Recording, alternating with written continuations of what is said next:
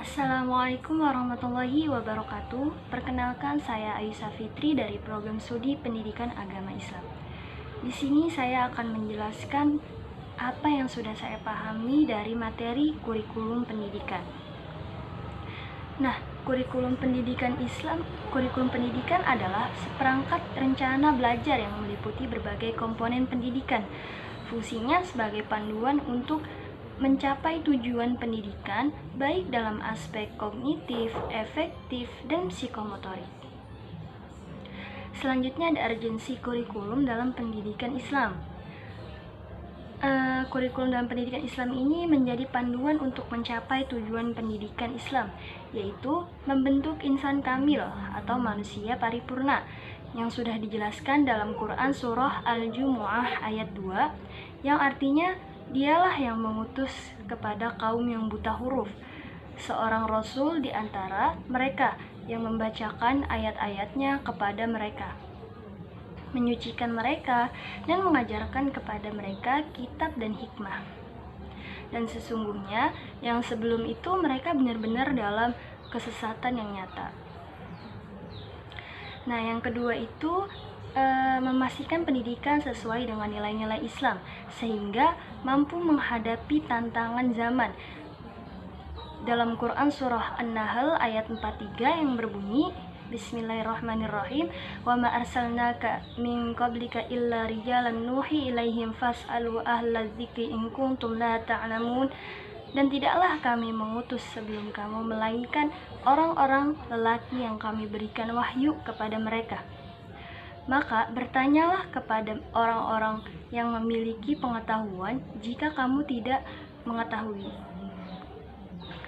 Nah, yang selanjutnya ada landasan kurikulum yang terbagi menjadi 3. Nah, yang pertama itu ada filosofis yang mempelajari tentang ilmu tauhid sebagai inti kurikulum, yakni pendidikan yang menanamkan keimanan kepada Allah sebagai pusat kehidupan.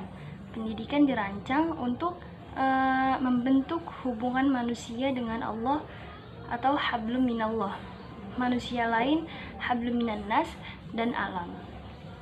Yang kedua ada normatif, dibagi menjadi 3. Yang pertama Al-Quran.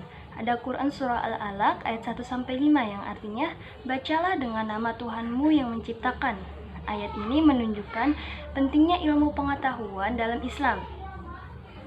Terus ada Quran surah Luqman ayat 12-19.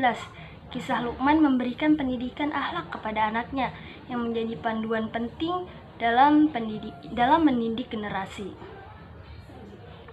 Terus yang kedua ada hadis yang berbunyi, menuntut ilmu itu wajib bagi setiap muslim. Hadis riwayat Ibnu Majah.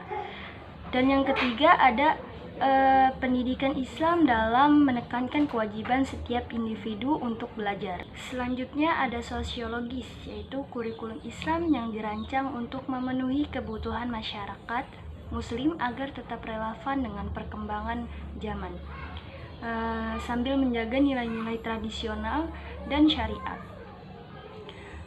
Dalam Quran surah Al-Baqarah ayat 2, Bismillahirrahmanirrahim, Dzalikal kitabul la raiba fihi hudal lil muttaqin.